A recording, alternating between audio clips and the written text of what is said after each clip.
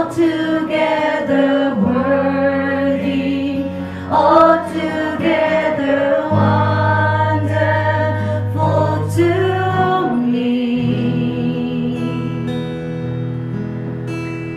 King of all days, oh so highly exalted, glorious in heaven above.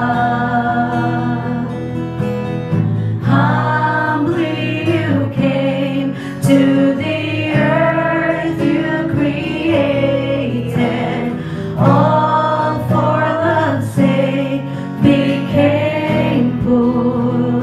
So here I am to worship you, Lord God.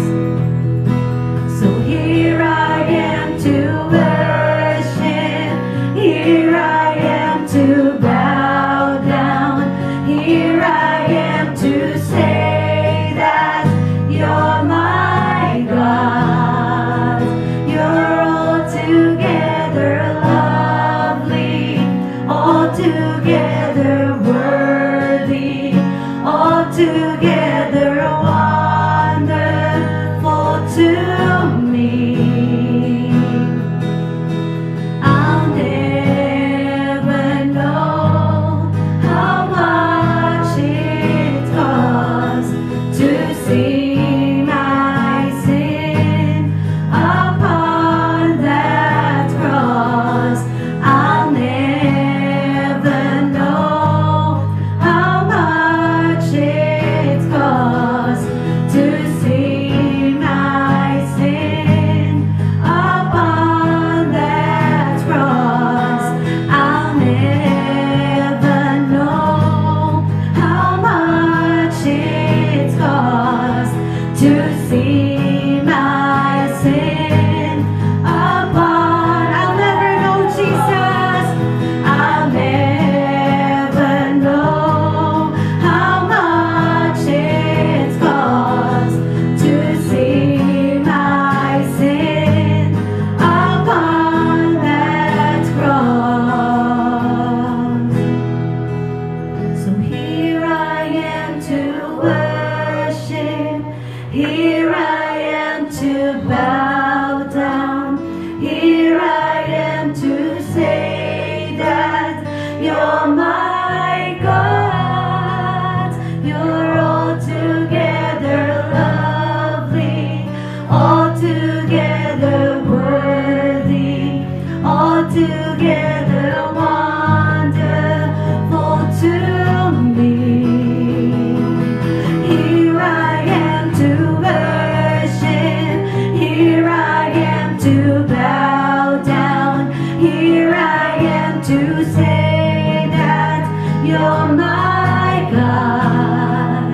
You're altogether lovely, altogether worthy, altogether wonderful to me. You're wonderful, Jesus. So we worship you, Lord God, and we bow down, Lord.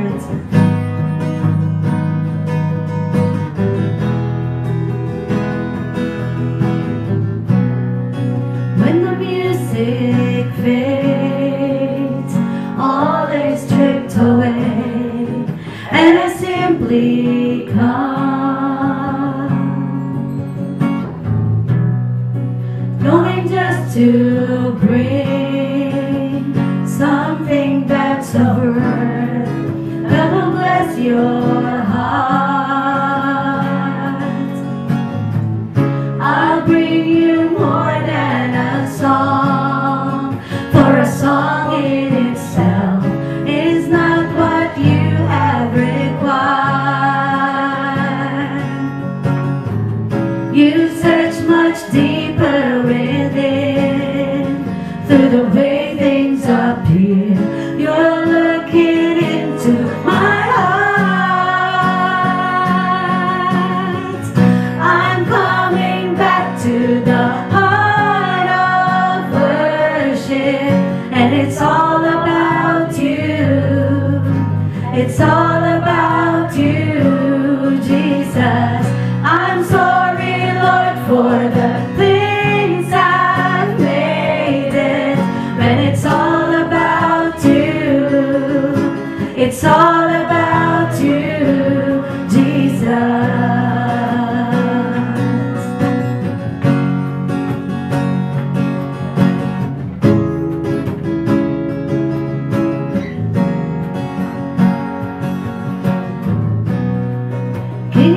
endless worth. No one could express how much you deserve.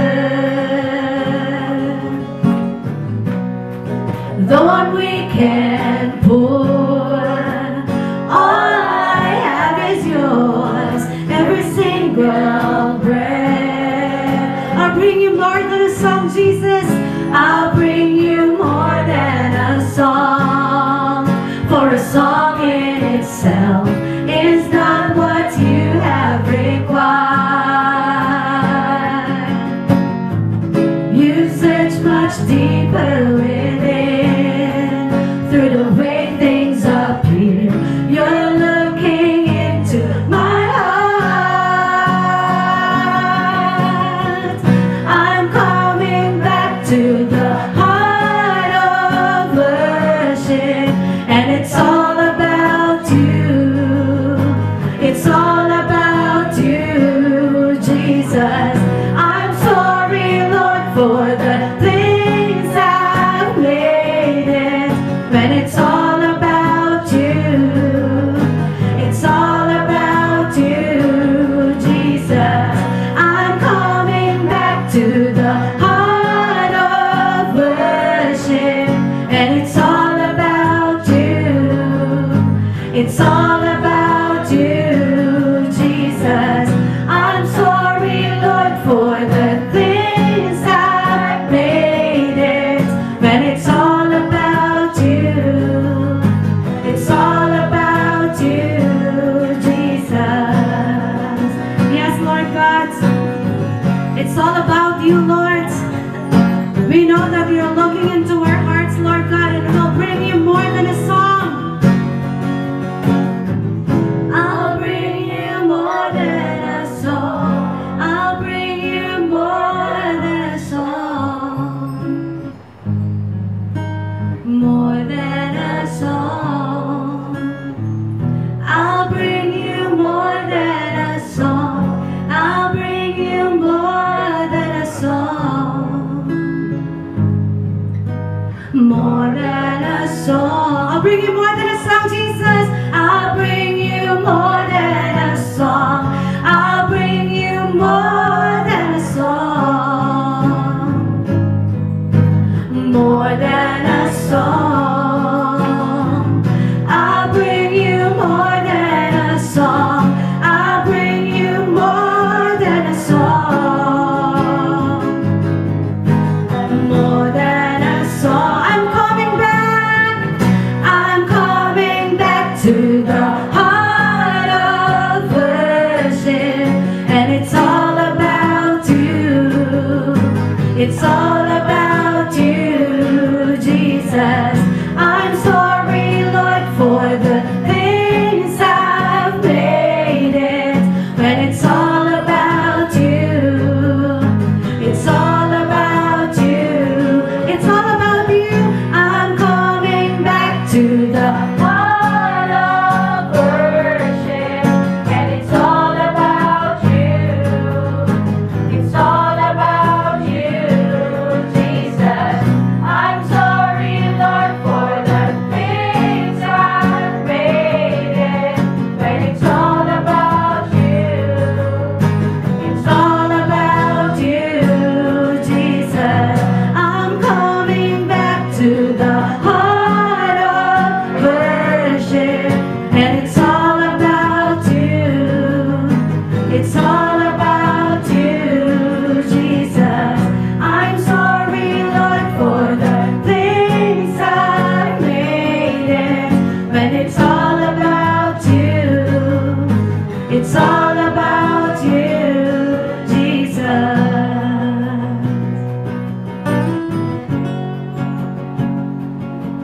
When it's all about you, it's all about you, Jesus.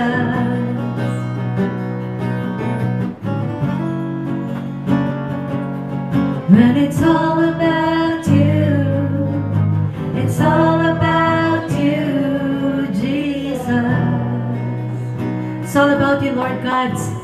Thank you, Jesus. Tayo po ay manalangin, Panginoon. Kami po ay nasa harapan mo ngayon, nagpapakumbaba Sa lahat ng bagay na mayroon kami, Panginoon, bumabalik sa iyong harapan, Lord God, upang purihin ka, upang sambahin ka, upang unahin ka, ititaas ka ngayong umagang ito. Kami po ay humihingi ng tawad sa lahat ng mga kasalanan at pagkukulang namin sa iyo at sa aming mga kapwa. Lalo na po sa mga panahon, Lord God, na inuna namin yung mga sarili namin, na kami ay nagmalaki, Panginoon, na pinilit namin, Panginoon, na gawin ang mga bagay sa aming paraan at hindi sa iyong kagustuhan. We are coming back, Lord God, to the heart of worship, which is you. Ngayong umagang ito, Panginoon, ikaw lamang po ang aming uunahin. Ikaw lamang po ang aming pupurihin at sasambahin, Panginoon. Sa lahat ng aming mga ginagawa, Lord God, ikaw lamang. Sapagkat ang lahat ng mga bagay nito ay naging posible lamang dahil sa pag-ibig mo sa amin. Dahil sa pagliligtas mo sa amin, Panginoon. Dahil sa pagpapadala mo ng iyong nag-iisang anak upang tubusin ang lahat ng kasalanan na mayroon kami at bigyan kami ng buhay na walang hanggan. We are here today to worship you, Jesus, and to tell you, Lord God, that we are grateful every day, that we thank you, Lord, for everything na pinapahiram niyo po sa amin, na wala po kaming kayang ipagmalaki sapagkat ang lahat ng ito ay nanggagaling sa iyo. Tulungan niyo po kami, Panginoon, na sa bawat araw, sa bawat oras ng aming mga buhay, ay makapagbigay kami ng pasalamat at pagpupuring, Panginoon, sa iyo. Kulang po ang lahat ng mga awiting ito sapagkat hindi ang aming mga boses, hindi ang aming mga talento, hindi ang aming mga awitan, Panginoon, ang tinitignan mo kung hindi ang aming mga puso. Lord, please be in the center of our hearts, in our minds, and in our lives, Jesus, so that we can glorify you in everything that we do, so that in everything that we do, Jesus, we can lift up your name, and we can say that we are your children, and you are our gods. Maraming salamat po, Panginoon. Ito po ang aming dalangin sa pangalan mo, Panginoong Jesucristo. Amen and amen.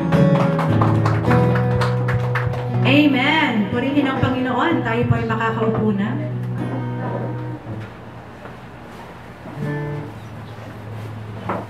Ayan.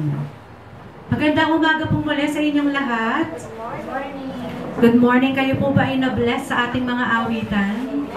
Amen. Napakabuti ng Panginoon. Tayo po ay dadako sa ating testimony ngayong umaga. Inaanyayahan ko po kayo na itaas ang pangalan ng Panginoon.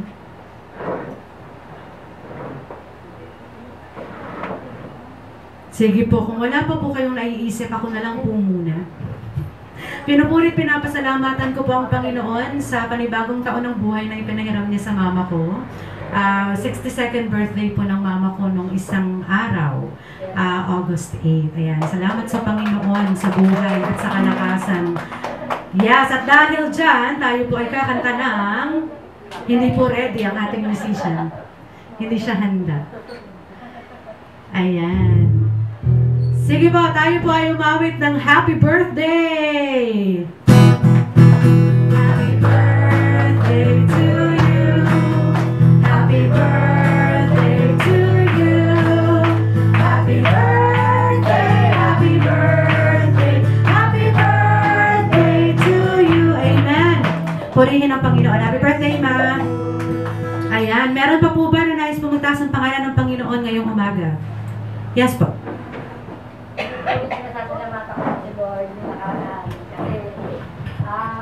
Maraming beses. Salamat po, Lord, sa buhay. Sa pamilya ko po. Kahit hindi po sila dinidita. Salamat po, Lord. Amen. Praise Jesus. Meron pa po ba na nais pumuntas ang pangalan ng Panginoon ngayong umaga? Ang mga binless ni Lord? Si Jam. Okay, Jam.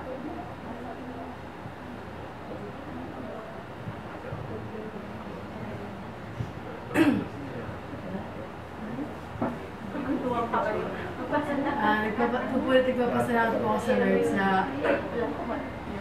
sa una po sa financial provision po kasi ito pong third year ko, dito na po nagsistart yung gastos namin sa course ko.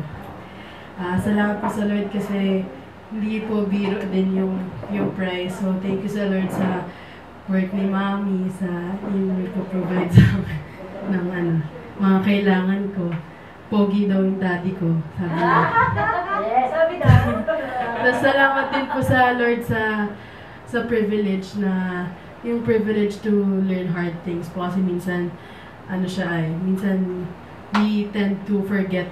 Actually, minsan parang hinihate natin yung fact na yun, pero hindi natin naisip na privilege siya. So, salamat sa Lord kasi na-enjoy ko po yung course ko ngayon kasi yun na yung, dito na po ako sa pag-take ko ng impression, paggawa ko ng mga dent cast, gano'n. So, thank you sa Lord kasi nagamit ko yung ipin ni Daddy kahapon. Nakagawa ko ng ng activity ko. Salamat sa ipin ni Daddy. Yeah, thank you sa Lord po kasi na I'm learning a lot of things po and sa privilege na to be able to be in that course po kasi hindi naman lahat din magkakaroon ng pagkakataon na makapag-college even or maging nandun sa course na yun. So, thank you so much. Amen. Thank you, Jesus. Lagi kong naaalala yung sinasabi na yan ni Jam na privilege. In fact, nung Thursday na nasa site ako, sinabi ko yan sa mga tao ko sa trabaho. Nasabi ko, alam ko mahirap yung trabaho natin, alam ko ang dami nating ginagawa, pero alam nyo ba, sabi ng anak ko, sa mga panahon daw na nahihirapan tayo, dapat nating isipin na hindi siya trial or challenge, it's a privilege. Kasi hindi ka mahihirapan kung wala ka sa ganung sitwasyon. Lagi ko rin po yan iniisip, pagka-stress na stress ako sa trabaho, nare-remind ko yung sarili ko, na kaya ako nahihirapan ng ganito, kasi nandito ako sa posisyon ko na to sa trabaho. May option naman ako na mas madaling trabaho. Pero, mas maliit din yung sweldo. Diba? Kaya pag nahihirapan tayo, let's think na pribilehiyo yun na binigay sa atin ng Panginoon, na pagdaanan yun. Kasi hindi lahat ng tao nakakarating dun sa ganong sitwasyon. So, nare-remind ako lagi ng sinasabi ni Jam na privilege nga naman yun. Totoo naman po talaga. At kung yun yung mindset natin, no, na every time na dumadaan tayo sa mahirap, iniisip natin, privilege ito ng Panginoon sa akin. Binigyan ako ng chance ni Lord na pagdaanan to. Maiiba yung mindset natin. Hindi natin iisipin na sobrang hirap. Ang iisipin natin, thank you Lord kasi nandito ako.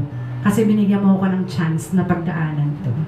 Ayan. Salamat sa Diyos sa lahat ng mga blessings in disguise. Ayan. Meron pa po ba? Yes, boy.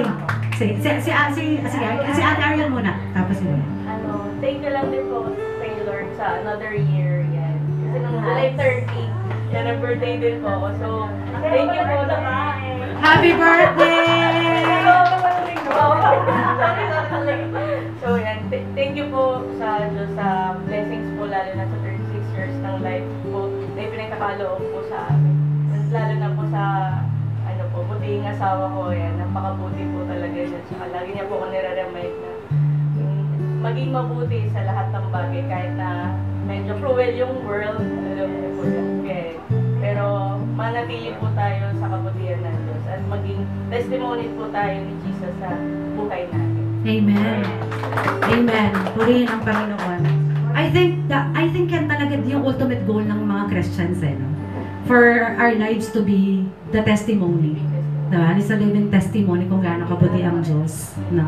Ayan. Si Verhel, kanina, nung sinasabi mong butihing asawa, iba yung reaction ni Verhel. Gusto ko lang sabihin, iba. Marami ko sa amin, di ba? Marami ko sa amin, di ba? Okay, sige ba, Ika? Ako po nagpupulong kasi po nung 2022 saka 2023 na-diagnose po ako na latent TB. Parang anytime po pwede po siyang maging TB po talaga. Tapos uminom po ako ng bali 2 weeks lang po ako uminom ng gamot. Kasi po yung ngayon po nagpa-x-ray po kasi para po sa darating na operasyon po sa gallstone. Nawala po siya. Sabi po kasi ng doktor, hindi daw po mawawala yun pag hindi na yung mga gamot. Pero ngayon po, wala na po siya. Kaya po nagpapasalamat po. Amen. Purihin ang Panginoon sa healing. Wala naman talagang mas mas mataas pa sa Panginoon, kaya niyang gawin lahat. Nothing is impossible. Diba? Lahat ng ating mga panalangin ay ibibigay ng Diyos sa atin. Ayan. Thank you, Lord. Meron pa po ba? Yes po, Sister Cynthia. Nagpapasalamat po ako. Talagang natuwa po ako dahil yung mga dati kong estudyante ng senior high, nag-graduate na sila ng college. Tapos, dun sa mga ano nila, mga messages nila sa FB, binabanggit pa rin nila ako hanggang ngayon na graduate na sila ng 4 years course na college, samantalang grade 11 ko sila nag-i-estudyante. Salamat. Amen. Purihin ng Panginoon. Thank you, Jesus. Ibig sabihin po nun, may na-impart tayo na mabuti sa kanila, kaya nila tayo nakakalimutan. Meron pa po ba na nais po magtaas ang pangalan ng Panginoon ngayong umaga? Si Hazel. Okay, Hazel. Ba, nakakatawa Daming nagka-testimony ngayon. Napag-inipan ko siya nung nakaraan. May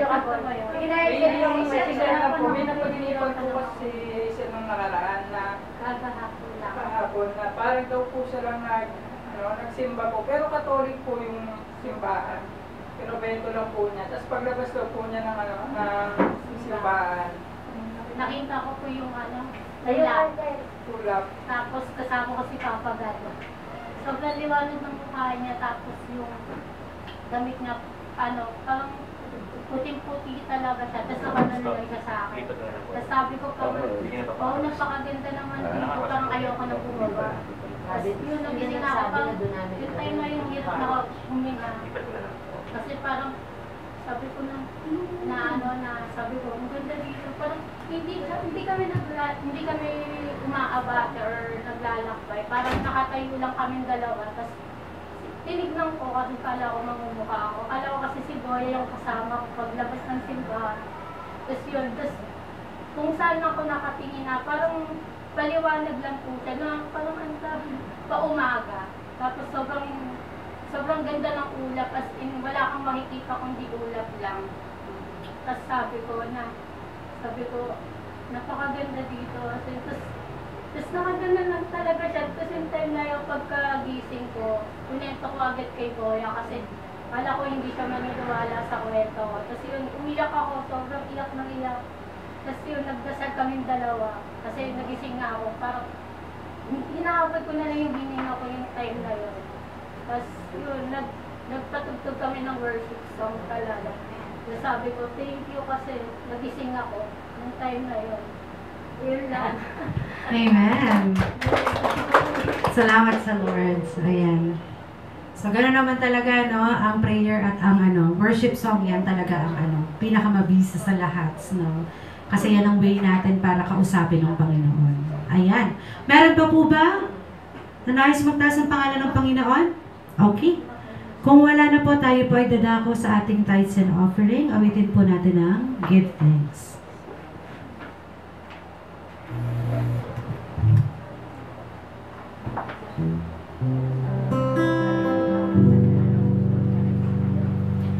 Give thanks with a grateful heart. Give thanks to the Holy One. Give thanks because He's given Jesus Christ, His Son. Give thanks with a grateful heart. Give thanks to the Holy One. Give thanks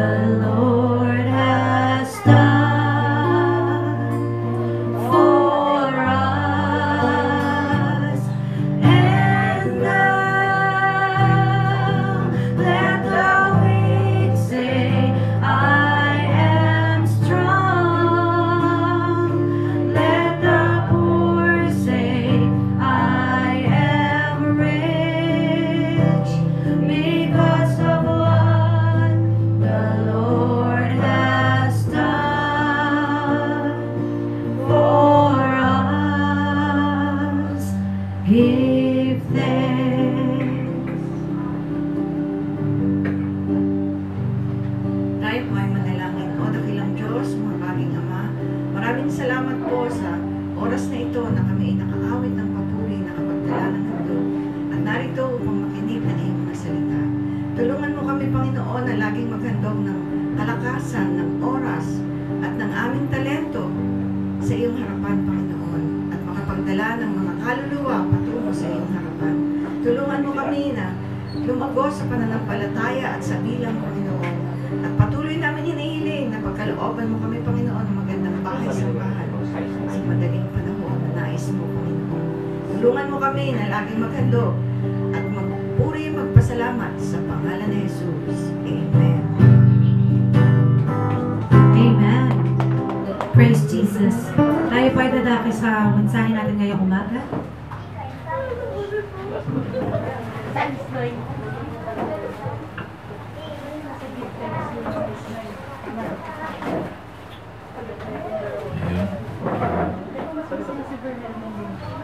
Oo nga, sabi ko. Iba daw yung blooming yung special. Ayan, good morning po sa ating lahat. Good morning. Ayan, ang titulo po ng mensaheng ibabahagi ko sa inyo ngayong umaga pinamagatang gray area o sa Tagalog, malaabong lugar. O pagka ginamit mo yung paglalaro sa salita, malabong lugar. Kasi hindi siya itim, hindi siya puti. Andun siya in between. At yun po yung gusto kong ibahagi sa inyo, yung mga issue sa buhay natin.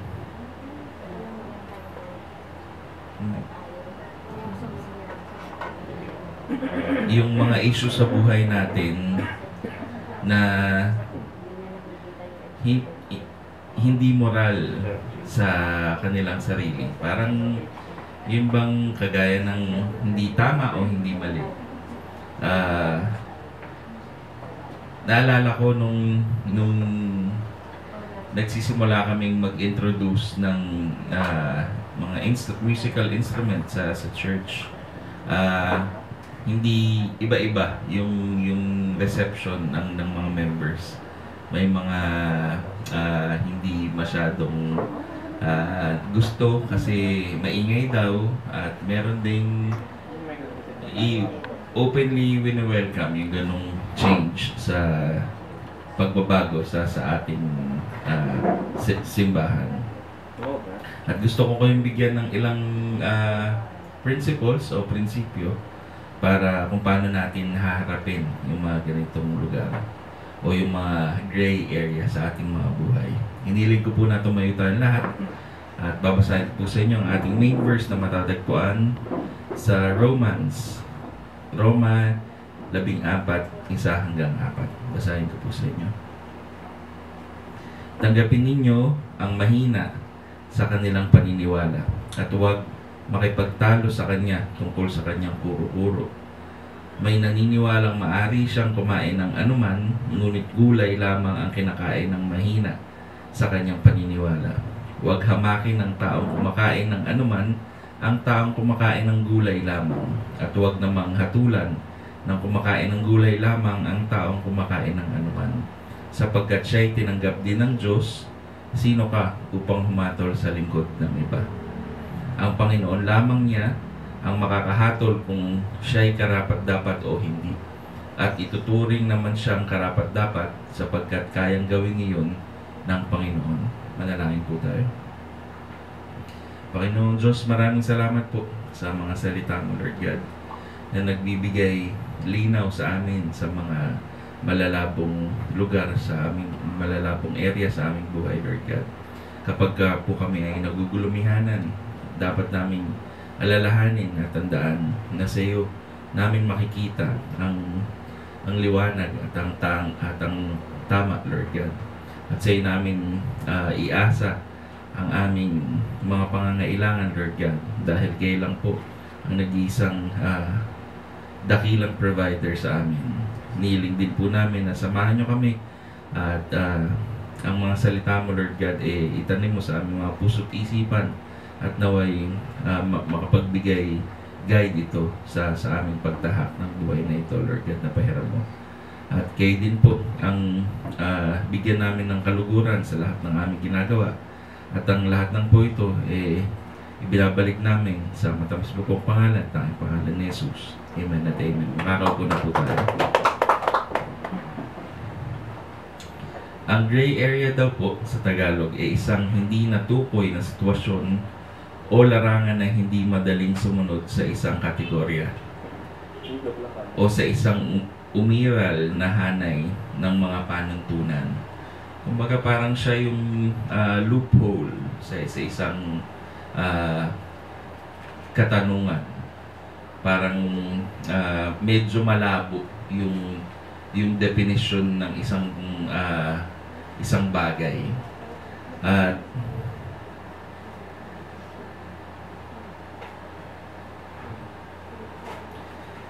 karamihan nga po sa atin tumanggap na sa Panginoon, at ang iba ding mga Kristiyano malalim ang pinag-uugatan. Kagaya ko po, ako lumaki sa simbahan simula bata pa lang. Sinasama na ako ng aking nanay papunta sa church. At yung mga karamihan sa mga lumaki o malalim yung pinag-uugatan sa simbahan, ang tawag daw fundamentalist. Ibig sabihin, yung stricto sa karamihan sa mga panuntunan sa simbahan. May mga naalala ko na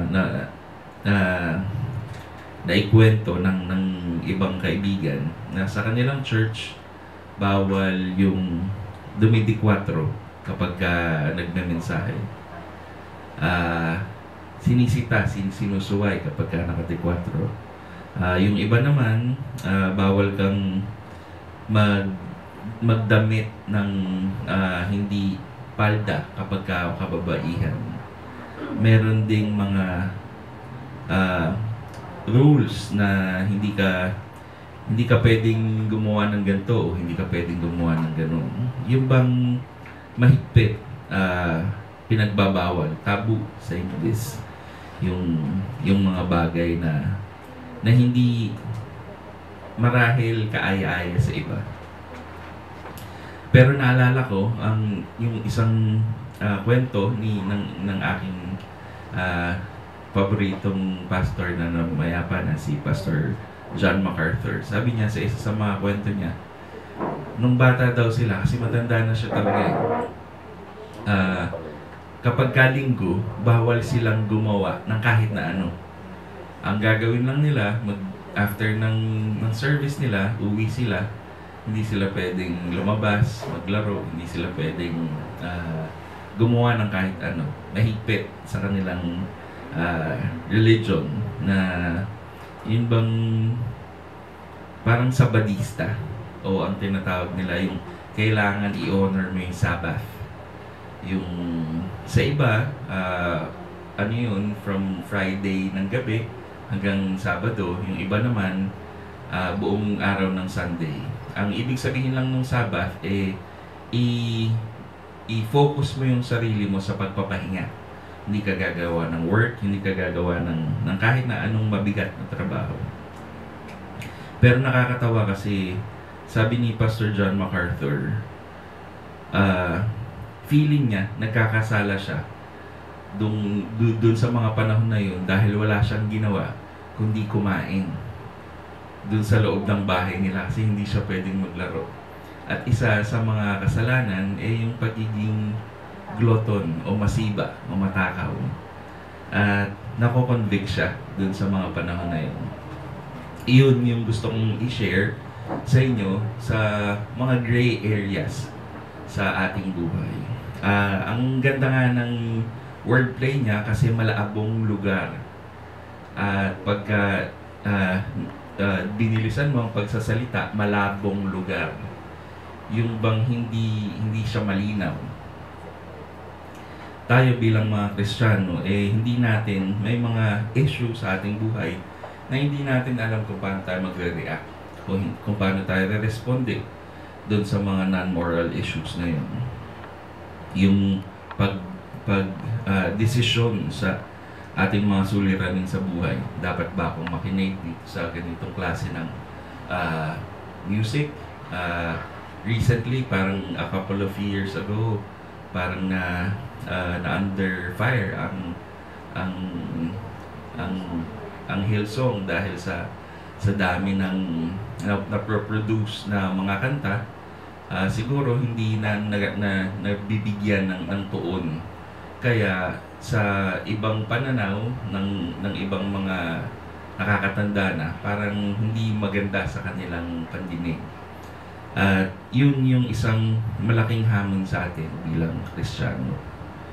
Yung paano natin haharapin yung mga gray area, yung hindi black and white. Kasi madaming bagay na kagaya ng pagtulog, binigay ng Diyos sa atin yan na maganda para makarecover ang ating katawan. Pero minsan, sinosobrahan natin yung tulog, napapasama. Kasi hindi na natin nagagawa yung ating mga responsibilidad sa ating pamilya, sa ating loved ones. At yun, inalaw ng Panginoon, pero hindi nakakalugod sa Kanya. At may dalawang sikat daw na paraan kung paano natin haharapin yung mga bagay na gray area na yun sa ating buhay. Yung isa, yung legalist, o yung klaro, yung rules, sasabihin sa'yo kung ano yung hindi at hindi mo dapat gawin. Kumbaga, ito yung tema na mahigpit o stricto sa mga pinapatupad na black and white na hindi mo dapat gawin to o hindi mo dapat gawin yun. At yung sa kabilang banda naman, yung liberty, ibig sabihin, yung malaya kang gawin, yung iyong naisin, maluwag kumbaga, o lenient. Pwede daw natin gawin dahil hinayaan tayo ng Diyos na gawin yung mga bagay na yun. At papatawarin naman daw tayo ng Panginoon, kumbaga. Kaya okay lang kasi yung grace ng Panginoon, hayaan natin na balutin nun yung kasalanan natin. In some way, may kurot yun kasi hindi, sabi nga sa Corinthians, sa aking pagkakaalala, all things are allowed but not all things are beneficial. Hinayaan ng Diyos na mangyari yung mga bagay, pero hindi lahat yun nakaka-build up sa'yo o nagiging maganda para sa'yo. At para daw makita natin yung middle ground, para maliwanagan tayo dun sa gray area na yun, mas magandang magkaroon tayo ng prinsipyo o pamantayan kung paano natin pagbabasehan yung mga malalabong bagay na yun sa ating buhay. At ang ating pong tatalakayin ay matatagpuan sa buong chapter ng Romans 14 to be exact. Yung libro na ito ng Roma isinulat ni Apostol Pablo para sa church ng Rome nung kapanahunan na yun. At ang issue dito madaming tumanggap sa Panginoon na galing sa Judaism o yung mga Hudyo na kalahian ng ating Panginoong Hesukristo. At meron ding mga tumanggap na Hintil o mga Gentiles. So yung paniniwala nung dalawang magkaibang background, yung galing ng Judaism at yung mga Hintil na hindi Israelites, kumbaga, nagka-clash. Pero maliwanag po sa Bible na sinabi na kapag ka nasa Panginoon ka na, since New Testament na yun, si Kristo na ang dapat masunod. Hindi yung mga Mosaic law o yung mga Ten Commandments na binigay ni Moses noong kapanahunan na yun. At madami pang ibang mahigpit na mga batas o pinapatupad na pamantayan. At si Kristo nga daw ang ating pahinga, ang ating Sabbath. He is our rest. Kapag tinanggap natin si Kristo Jesus bilang Panginoon, mamumuhay na tayo na may pakikipag-isa sa Kanya. At sa ating buhay, yung pananampalatayang ituturo niya sa atin, yun na ang ating pamantayan.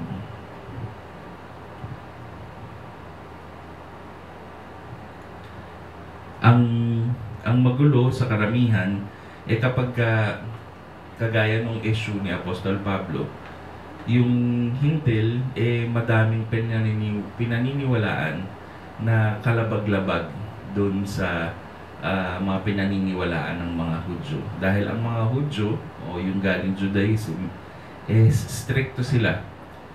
Madaming isa sa mga naalala kong laging topic sa debate, kapag ka daw Hudyo ka, bawal mong tabasin yung patilya gamit ang gunting. At yun nga po isa sa mga most common topics na ini-inject sa debate, na sobrang stricto daw ng mga rules sa Old Testament. Pero dapat nating maintindihan na hindi dahil binigay yun ng Panginoon, yun nautos yun nung Old Testament, yun na din ang dapat nating sundin sa New Testament, sa ating buhay ngayon. Yung pattern natin, dapat gawin natin yung pagbigay kaluguran sa Panginoon sa pamamagitan ng ating pamumuhay. Sabi po sa Romans 14:1, tanggapin ninyo ang mahihina sa kanilang paniniwala at huwag makipagtalo sa kanya tungkol sa kanyang kuro-kuro. May naniniwalang maari siyang kumain ng anuman, ngunit gulay lamang ang kinakain ng mahina sa kanyang paniniwala. So ito nga po yung dilema ni Apostol Pablo. Yung paniniwala na pwedeng kumain yung isang faction ng kahit anuman, ng karne, at yung kabilang faction naman gulay lang. Stricto nga sila. Kumbaga, yung kumakain ng gulay, pagpalagay natin na sila yung mga Hudyo, at yung kumakain ng anuman sila yung mga Hintil. Sabi sa verse 3, huwag hamakin ng taong kumakain ng anuman ang taong kumakain ng gulay lamang, at huwag namang hatulan ng kumakain ng gulay lamang ang taong kumakain ng anuman, sapagkat siya'y tinanggap din ng Diyos. Maliwanag po na sinabi ng Apostol Pablo dito na parehas tayong tinanggap ng Diyos. Bakit mo ko huhusgahan sa aking mga pinaniniwalaan at pamantayan, at ganun din ako sa iyo? Hindi din kita dapat husgahan ng iyong mga paniniwala. Tuloy ko po sa verse 4. Sino ka upang humatol sa lingkod ng iba? Ang Panginoon lamang niya ang makakahatol kung siya'y karapat-dapat o hindi. At ituturing naman siyang karapat-dapat sapagkat kayang gawin iyon ng Panginoon. At ito nga daw po, yung mahirap dito. Yung lahat tayo may pinanggalingang background. Maaring yung mga rules and regulation na ating nakalakayan bilang anak ng magulang natin o bilang isang mag-aaral. Ako po kagaya ni Pastor Eve, nag-aral sa Catholic school dito po sa Santissima Trinidad. At yung mga kaugalian karamihan yung pagsa-sign of the cross, yung kailangan genuflect ka kapag nasa loob ka ng simbahan, hindi practice ng isang Baptist o tayong mga Kristiyano. Pero hindi ibig sabihin nun sa aking paniniwala na mali yung kanilang ginagawa. Ang gusto ko nga pong ulit-ulitin na hindi relihiyon ang makakapagsalba sa atin, kundi ang Panginoon lamang. Yung ating relasyon sa Panginoon, yun ang magbibigay sa atin ng tamang kaisipan kung paano natin, kung paano tayo maglalakad dito sa buhay nito na pahiram sa atin ng Panginoon. Kaya kung tayo po medyo nagugulumihanan sa ating mga desisyon, alalahanin natin lagi yun na sinabi ng Panginoon, sino ka upang humatol sa iba? Sabi sa Romans 14 verse 4. Tuloy ko po sa verse 5, may nagpapahalaga sa isang araw ng higit kaysa ibang mga araw. May naniniwala namang pare-pareho ang lahat ng araw. Dapat tiyakin ng bawat isa kung ano ang kanyang pasya tungkol sa bagay na ito. Ang nagpapahalaga sa isang araw ay nagpapahalaga rito alang-alang sa Panginoon. Ang kumakain ng anuman ay kumakain yung alang-alang sa Panginoon sapagkat nagpapasalamat siya sa Diyos. Iyon namang hindi kumakain ng ilang uri ng pagkain ay gumagawa ng ganoong alang-alang din sa Panginoon at nagpapasalamat din siya sa Panginoon, sa Diyos. So, ganun din po yung gustong sabihin dito. Inulit lang na parehas tayo na naniniwala sa Panginoon. Marahil magkaiba lang tayo ng ating practice sa mga ginagawa. Pero hindi tayo dapat magkaroon ng ng paniniwala na yung aking ginagawa yun lang ang tama at dapat. At ako din, hindi ko dapat i-insist o itulak sa iyo na ang aking pinaniniwalaan na practice, yun lang ang tama at ang dapat gawin. Tuloy ko po, laktaw ako sa verse 12 and verse 13. Kaya bawat isa sa atin ay magbibigay sulit sa Diyos. Huwag na tayong humatol sa isa't isa. Huwag din tayong maging dahilan ng pagkakatisod o pagkakasala ng ating kapatid. At yun po, ang gusto kong ibahagi sa inyo na unang prinsipyo na maaari nating sundin para maliwanagan tayo sa gray areas ng ating buhay. Yung una, yun bang basic question, lalabag ba ito sa aking pagkaunawa sa pagkapanginoon ni Kristo? Kapag may tanong ka sa iyong sarili, tapos hindi mo alam kung tama ba ito o mali, tanungin mo sa sarili mo, ito bang aking gagawin na ito magbabiolate sa aking understanding na si Jesus Christ ang aking Lord? Yun po ang unang prinsipyo na gusto kong ibahagi sa inyo.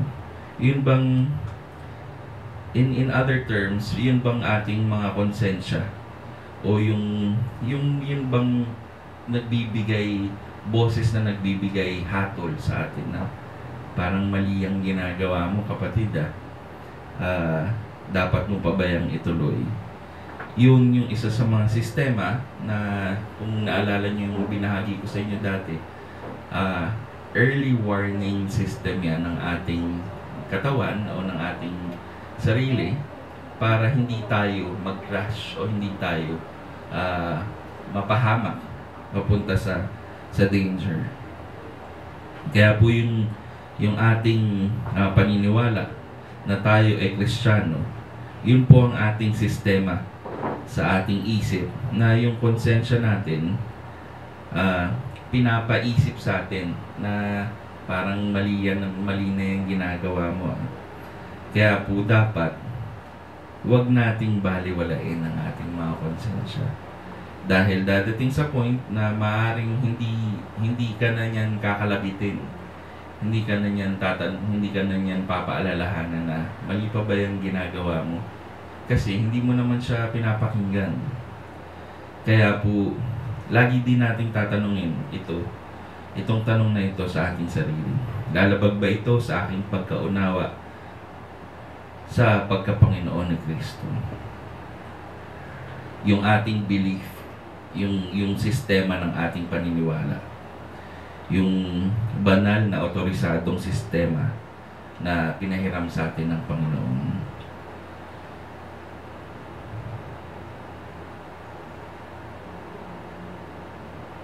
At yun yung madalas nagsasabi sa atin, yung kinoconvict tayo o inaakusahan tayo na hindi na yan nakakalugod sa Panginoon. Kaya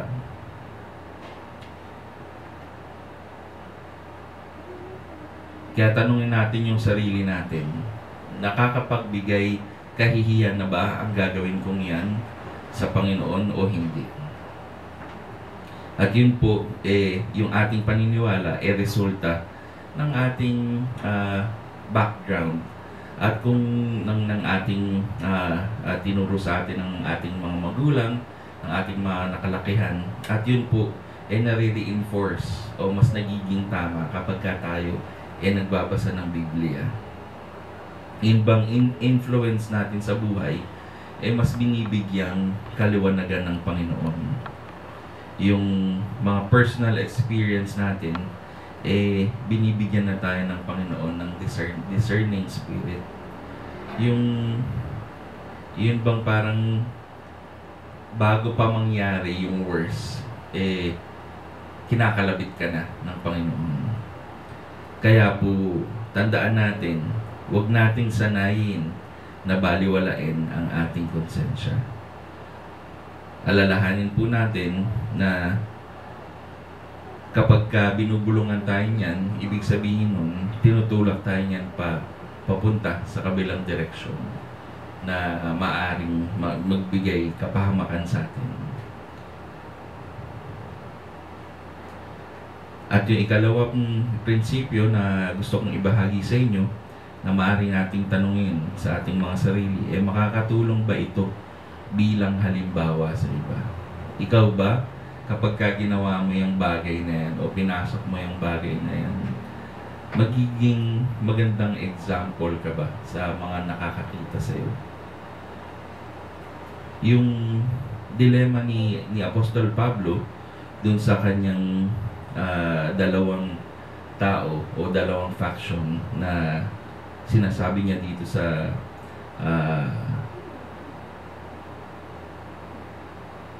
chapter 14, wag nga daw pong wag mong hatulan ang iyong kapatid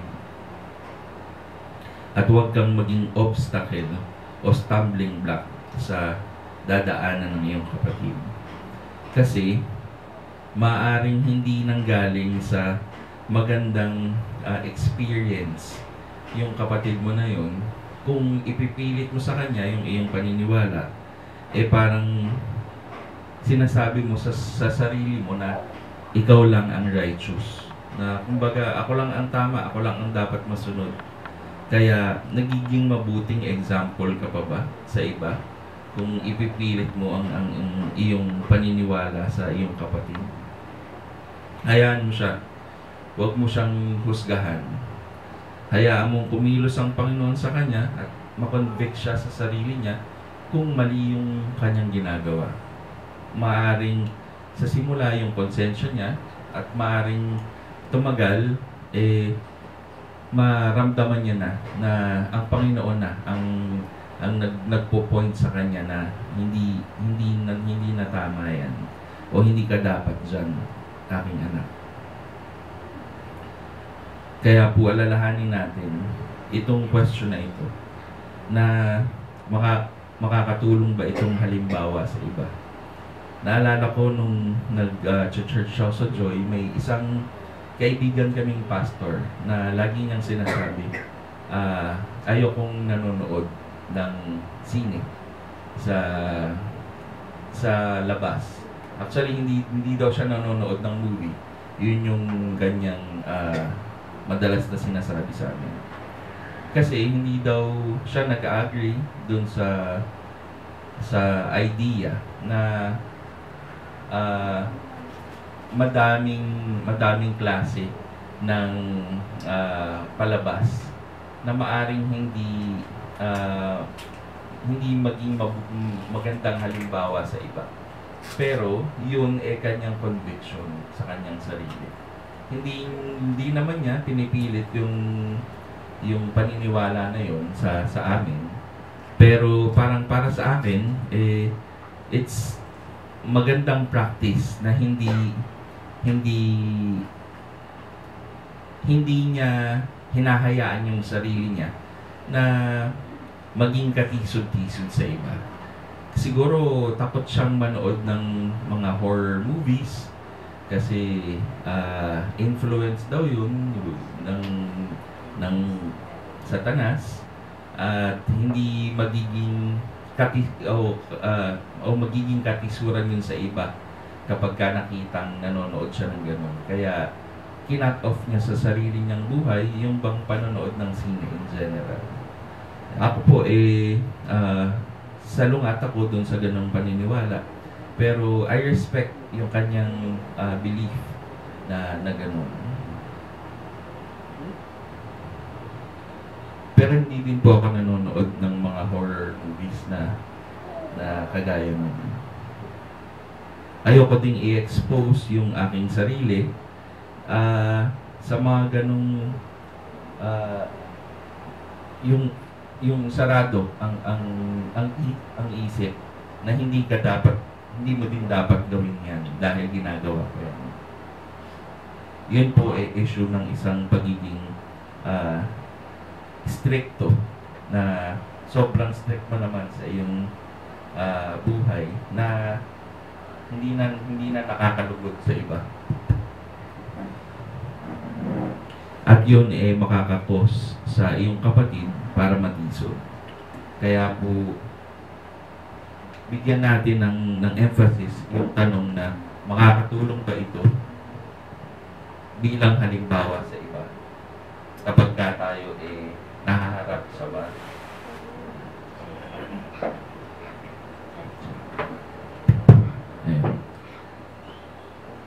Bilang halimbawa sa iba.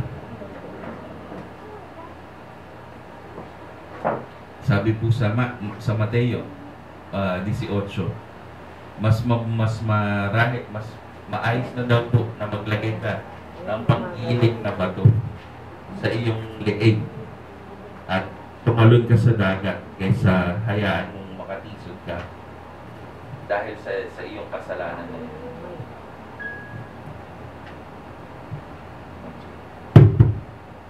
At yun po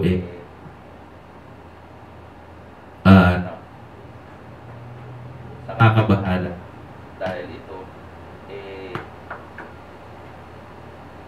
disastrous sa ating buhay at sa buhay ng ibang marahil bagong mananampalataya. Iwasan daw po natin yung pattern na yun na makakatulog sa ganong sitwasyon.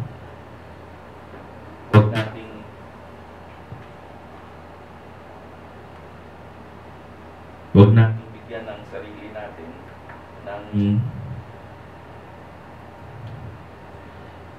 ng sarili natin pag-aangat o yung nilagay natin yung sarili natin sa pedestal enough para sabihin natin na ako lang ang tama.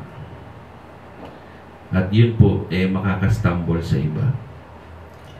At ang pangatlong prinsipyo na gusto ko pong ibahagi sa inyo na maaari nating sundin, ito ba ay pang-spiritual na kapakipakinabang? So yan pong question na yan, kagaya ng ibinahagi ko sa inyo kanina sa 1 Corinthians 6:12, all things are lawful, but not all are profitable. Yun pong bagay na maaari mong gawin ang lahat, pero hindi lahat yun magiging kapakipakinabang sa iyo. Kapag po tinatanong natin ang sarili natin sa ating mga choices na ating ginagawa, na ito ba ay magiging kapakipakinabang, mas nagiging mabuting ehemplo tayo sa iba. Yun pong sarili ko ba ay nagbe-benefit dito? O nagiging kabisuran ako sa iba?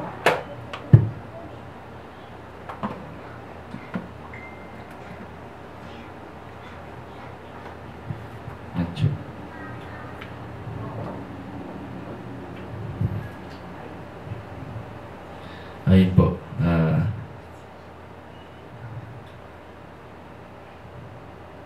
Dapat daw itinataas natin yung iba sa ating mga pagkilos.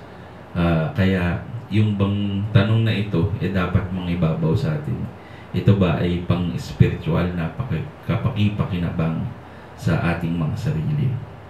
Dahil tayo po bilang isang pamilya na anak ng Panginoong Diyos, magkakasabay tayong dapat iangat ang ating mga sarili. Yung bang magtulungan tayo na bilang magkakapatid.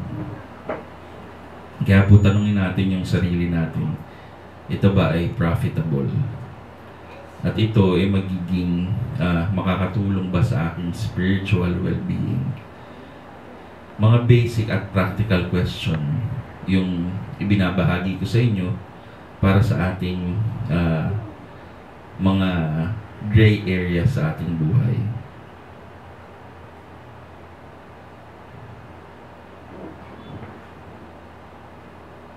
At nakakalungkot pong isipin kasi madaming bagay na hindi hinahayaan natin na pumasok sa ating buhay at madalas yun na yung nagko-control sa atin. Naalala ko po may kwento na isang bata na naglalaro siya ng cellphone at hindi niya tinigilan yung kanyang paglalaro ng cellphone na yun hanggang sa humantong na parang nagkaroon siyang tremors, sa seizures sa katawan, at hindi ang sabi nung diagnosis sa kanya parang nagkaroon ng damage ang kanyang utak dahil hindi na siya natutulog para lang sa laro na yun. At kung iisipin natin yung maliit na bagay na yun, isang application lang yun sa cellphone, pero hinahayaan nun na mag-take over siya sa ating buhay. Yun ba ay nagiging kapakipakinabang sa atin o nagiging kalugod-lugod ba yun sa paningin ng Panginoon? Marami din akong kilala na hinahayaan nila na yung isang laro o isang sa pagsusugal na mawaldas ang pera na pinaghirapan nilang pag-ipunang mag-asawa at pampaaral pa sa kanilang mga anak. Imagine, yung laro na yun sisirain yung future hindi lang ng isang tao kundi ng isang buong pamilya. Kaya po kapag minsan hindi natin nakokontrol ang ating sarili sa mga panahon na ganun, kailangan humingi tayo ng guidance sa Panginoon. At ito magandang tanong sa ating buhay. Yun bang ginagawa kong to nagiging kapakipakinabang ba sa aking sarili at sa aking buhay spiritual? Kaya po yung tandaan natin yung 1 Corinthians 6:12, all things are lawful but not all things are profitable. Nahayaan tayong gawin yung mga bagay na yun ng Panginoon, pero hindi lahat yun nagiging kapakipakinabang sa atin.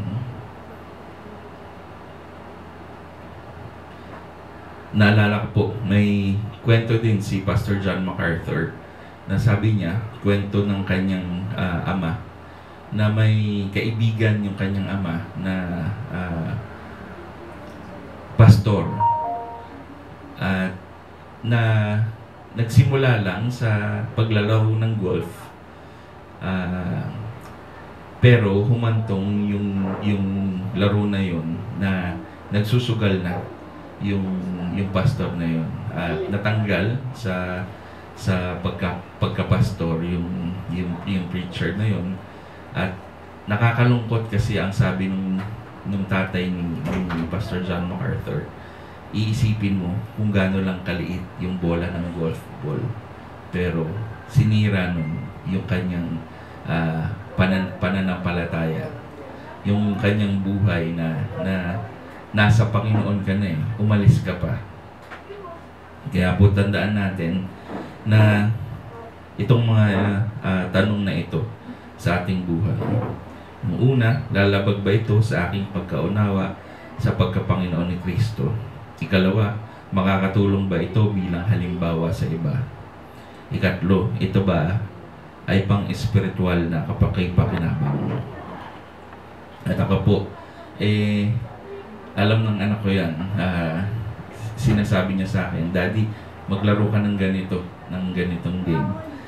Sinasabi ko sa kanya, ayoko kasi ayoko ng bagay na may magkocontrol sa akin. Yung bang kapag may kailangan akong gawin bilang aking responsibilidad, ayokong hadlangan ako noon. At yun po ang isang nakakalungkot sa ating buhay. Ngayon, madaming bagay na kayang kumontrol sa atin in the form of yung minsan telenovela, minsan cellphone, minsan kaibigan, yung bang